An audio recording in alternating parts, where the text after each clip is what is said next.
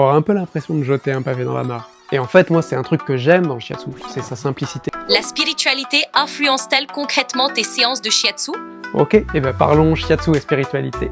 Je crois que je vais encore avoir un peu l'impression de jeter un pavé dans la mare.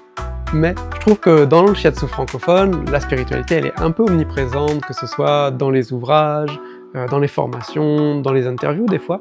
On a vraiment cette image d'un praticien shiatsu qui doit faire de la méditation, être dans une grande sagesse. Et encore une fois, si on regarde le Japon et les praticiens shiatsu qui travaillent là-bas, ce sont pas des prêtres shinto, des moines bouddhistes ou des grands sages qui méditent au fin fond de la montagne.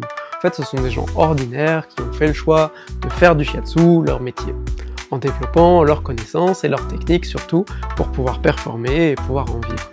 Et encore une fois, si je prends quelques exemples, par exemple Kochi Sensei, c'est quelqu'un qui aimait aller surfer en fait. C'est pas quelqu'un qui dit moi j'aime méditer pendant des heures. Ou Okamoto, c'est quelqu'un qui aime faire des restaurants bien manger, faire de la moto, vraiment des gens ordinaires. Et ce qui est encore plus étonnant, c'est que dans le shiatsu francophone, le taoïsme peut avoir une place importante alors qu'il est vraiment lié à la Chine et très très peu au Japon.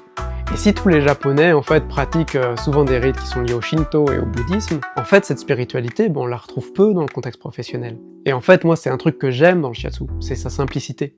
Quelqu'un vient avec des tensions ou en état de nervosité et on va lui permettre de s'apaiser juste en faisant ce qu'on sait faire. Donc pour moi ce qui est essentiel c'est pas de devenir un saint avec une vie ascétique.